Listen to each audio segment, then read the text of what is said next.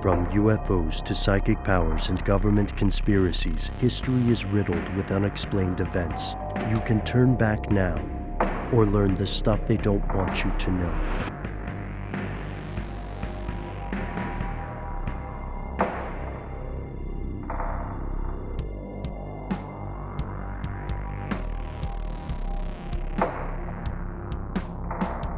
Based in Georgia, Dr. King's work left a fundamental mark on the fabric of American society and also inspired an ongoing fight for justice across the planet.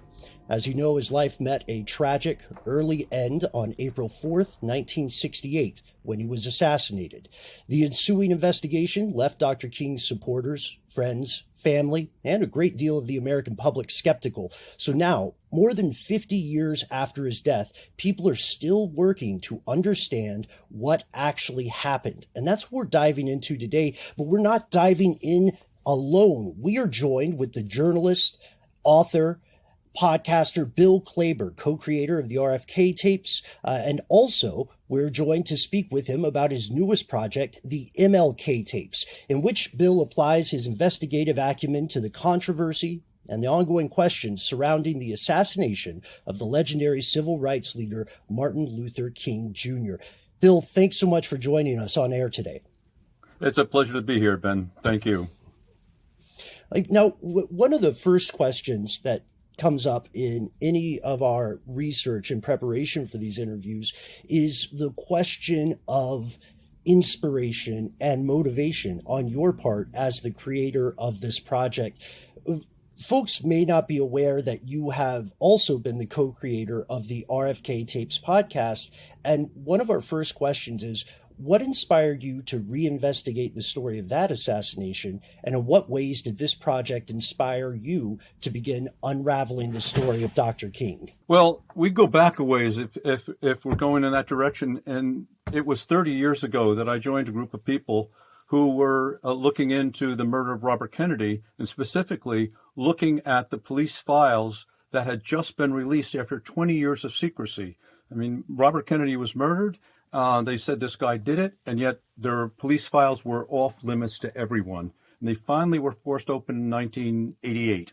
And I was with a group of people who started going through them, and we were shocked by what we were finding. And we understood right away why these files were secret, because it was a record of the police misconduct, their fabrication of evidence, destruction of evidence, and coercion of witnesses. And I went in and interviewed Sirhan in prison. It was a difficult thing to do, came out. And I wrote an article on what I had found, or I wasn't the only one, but what we had found in the police files. And it was a terrific article, and no one was interested. They just didn't want it. So I went back to upstate New York and thought, I've got these tapes of the police threatening these witnesses. And I just got this idea. I went to a little public radio station upstate New York, and we put together this 1-hour documentary called the RFK tapes. And we just put it out there, and it was picked up by 160 public radio stations across the country. I didn't even know there were 160 public radio stations. And it was picked up by that. And then the week after, the Time magazine came out with a full-page review of the documentary, and St. Martin's Press called me up and asked me to write a book. Now, that was all on a story that nobody wanted. And what's the takeaway from that? The takeaway from that is that there is great power if you can hear the actual witnesses' voices as opposed to someone talking about the case. And that's what we had in the RFK tapes. So a few years ago, when I ran into a man who had spent decades investigating the murder of Martin Luther King and had dozens and dozens of audio tapes, it wasn't a great leap for me to think of doing a podcast. And that's how the MLK tapes got started. Yeah, let's really dive into that. I want to talk about the tapes themselves. The person that you're referring to there is William Bill Pepper, and he's somebody that you've been speaking with for quite a while now, and he is the person from whom you've got all of these tapes that we're going to be hearing in the show. What was his involvement with Martin Luther King and with James Earl Ray? Just tell us a little bit about that. That's an incredible story. And Bill Pepper was friends with Martin Luther King during the last year of his life. He had gone to Vietnam. He had sent himself to Vietnam to see what was going on there. And he came back with photographs and stories of what he had seen. And it was shocking what he had seen, because what we were doing over there with napalm and white phosphorus was not what we said we were doing. And he came back and nobody wanted his story. Nobody wanted his photographs. And finally, he shopped around, and Ramparts magazine stepped up and took his story and took his photographs. And Martin Luther King saw the article and saw the photographs and called him up and said, I want to see you. I want to talk to you. And the two of them met, and Pepper showed King what he had. And Pepper said that King actually wept when he saw the photographs of the children that were burned, horribly, horribly burned. So they started a relationship, and Pepper was one of the influences why King had come out in the spring of 1967 at Riverside Church and came out against the war in Vietnam. And he and Pepper worked together the next year, and then King was assassinated. And Pepper believed at first the same thing that everybody else did, that James Earl Ray was the guy who killed King, and there wasn't really that much more to it.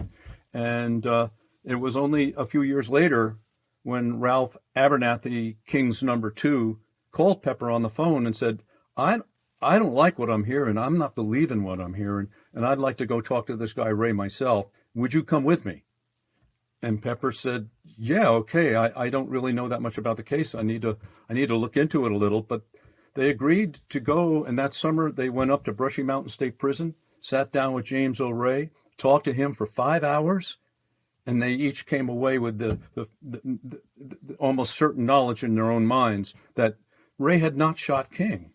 And so that started Bill's investigation into the murder of his friend. And he started going to Memphis and asking questions and talking to people. And once it became known that there was somebody interested, people started coming out of the woodwork. People started coming forward. This is what I saw. This is what I heard. And gradually the case built up. But, you know, I mean, a lot of things happened between, his investigation was 40 years long. But it's amazing how many people stepped forward, especially as they approached death. People all of a sudden had pangs of conscience. People didn't want to die with the information they were holding, and they would come forward. And every time somebody came forward, he would sit them down, put them under oath, and record what they had to say. And that's the material that we have to work with on the MLK tapes. Now, one of the questions that leads me to naturally, I think it's something a lot of people in the audience today will be wondering, is Bill, before you began working on this project, on this deep dive into the assassination, what would you say was your typical understanding going in? Like, did you accept the official conclusions of the U.S. government, or did you have your own questions that you brought to the story? I was in law school when Martin Luther King was shot, and I at first thought that, there was a lot of crap going on in the 1960s, a lot of people getting shot, a lot of people getting killed, and it didn't matter how powerful they were getting killed anyway. And so it wasn't a great leap to think that, or something really underhanded happened with King. So that was my first thought. But then this guy, James Earl Ray, was arrested. He eventually pled guilty to the crime, and like a lot of other people, I thought, well, that was that. But the basic story was this guy had so much hatred for black people and so much hatred for Martin Luther King that he escaped prison and then went out and searched for King and found him and killed him because he hated him so much. And that was a very bogus story. But I, like a lot of people, believe it because there really wasn't anything else to believe, but I had suspicions. But I just want to say that, for a lot of people listening to this podcast, Dr. King is an historical figure. He's like Abraham Lincoln. Well, he wasn't like Abraham Lincoln to me. I remember when he came to my college and he spoke, and he stood up and he spoke. There were no notes. He just spoke from the heart, and he talked about how difficult the road was going to be going forward. It wasn't it wasn't going to be as easy as just getting a seat on the bus. It wasn't going to be as easy as getting a seat on the lunch counter. And he was talking about how he wanted to fight for economic justice, not just civil rights. He was moving away from civil rights, and he hadn't yet come out against the war, but that was just coming just in a few months from them. And I was also in New York City when he spoke just a couple of weeks after he gave the speech at Riverside Church, and he spoke at the steps of the United Nations. And the man who introduced him at that rally, and there was more people than I'd ever seen in one place. It just as far as you could see, there were people. And the man who introduced him was Bill Pepper, introduced him at that rally in New York City. And I don't remember what Pepper said. That didn't register, but I do remember what Martin Luther King said. And you could hear his voice booming out, "Stop the bombing. Stop the bombing. Save our national honor and stop the bombing." It was so he was a real person to me. He wasn't just some historical somebody. So I've had a lot of feelings because I came of age in the 1960s, and there's a lot of anger inside me because of what I saw happen. And looking into the murder of Robert Kennedy, and to a certain extent John Kennedy, has just made me mistrust a lot of things that were said to us back then. Well, I think it's easy to take for granted, like how today we have access to so much information, like literally at our fingertips, the whole of history, of music, of culture. And so it's maybe a little easier to be distrustful and question these kind of narratives that, get put forth. Because, now with the benefit of hindsight, the story around James Earl Ray just stinks to high heaven. And just common sense kind of makes one feel, with even a little bit of research, that there's just something weird going on there. But why at the time do you think it was easier to swallow that story? Was it something that people just needed to put this to bed because it was so painful? Or was it just kind of like something that made sense, given that lack of, what we have to work with today? I would say neither. I think what it was, first of all, James Earl Ray was arrested in Great Britain. He was brought to the United States. He was then put in a cage for 8 months where the lights were not turned off at all anytime during the day. He was only allowed to see his brother and his lawyer. So he's kept incommunicado the whole time. And when they finally let him come out, it was to make a plea of guilty to the charges. So whenever I have a conversation with someone and I say, "Oh, I'm working on the Martin Luther King case," the common reaction is, "Well, the guy said he did it. What's the big deal?" And and that's what they were going for, because if they could get a plea of guilty out of him, they would never have to explain any of the rest of it. And so what we're trying to do in this podcast is we have a whole episode, I think it's number 4, where we go into how that plea actually came about and how he was forced into it. And it's a nasty, nasty story, but that's what people will come back at you with. "Well, he said he did it." And, the answer is no, he always denied it. He always said he did not kill Martin Luther King from the first moment he said it to his last breath. But there was no reason to question it. For you, for someone that was even as close and to him as a person, to King, or at least in terms of a person you respected and saw, speak in real life, there was nothing in the back of your mind that made you at the time question it because of those reasons. I wouldn't say nothing. I questioned a lot of stuff, but there wasn't anything to hang your hat on. There wasn't anything that you could use to know, and. So I was suspicious. Because it was buried. I'm sorry. Yeah. So I want to get into this, the concept of the trial. And, we don't have to go too deep into it, but James Earl Ray was never given a proper trial by jury because he pled guilty. He attempted to appeal that plea, I think a few days later, right? Maybe 3 days 3 later. days. And he was unable to get that to happen. And there's some weird circumstance there too. I'll let you listen to the podcast to get some of that. But some evidence did come forward in some, let's say, some ways that you may not expect. And this was mind-blowing to me, and I learned it through the creation of this podcast, was that there was a 1993 mock trial of James Earl Ray that aired on HBO.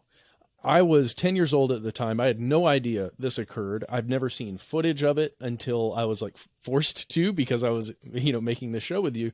And it blew my mind to know that some evidence was actually put on trial in a mock way, and people got to watch HBO and learn about it. Can you tell us a little bit about that mock trial and what happened? Well, it was a great idea. It goes to the creativity of Bill Pepper and the energy he brought to this case. And he tried to get Ray a real trial. They appealed the case. He went to the state, and he went to federal court, and he went to a federal appeals court, and he finally went to the Supreme Court, saying this man never got a trial. He was denied the trial he was entitled to, he failed. He just couldn't get a trial for James Earl Ray. And then the idea came he knew this producer in Great Britain who said, why don't we put one on, and HBO signed on for it. And it was a big undertaking. They had a real federal judge, retired federal judge, overseeing the case and using the laws of the state of Tennessee. And they had a real jury that was selected, impartial jury. And they had a U.S. prosecutor from Memphis, Hickman Ewing, on the other side. And they conducted the trial and put on the evidence and introduced the witnesses pretty much just as you would at a trial. James Earl Ray also testified, and he was cross-examined by Hickman Ewing, who gave him a rough time, but he just stuck with his story. But this was as close to a real trial as you could get. The jury decided that they didn't meet the requirement of reasonable doubt, and they acquitted him. Which, by the way, is what his original attorneys, we might get to later, thought they were going to do in the first place after they took the case on. They thought the evidence against Ray was really thin, and what there was of it appeared to have been planted. So, anyway, this trial, this HBO trial, they got their first win, their first big win. Of course, nobody covered it, so it wasn't very well known.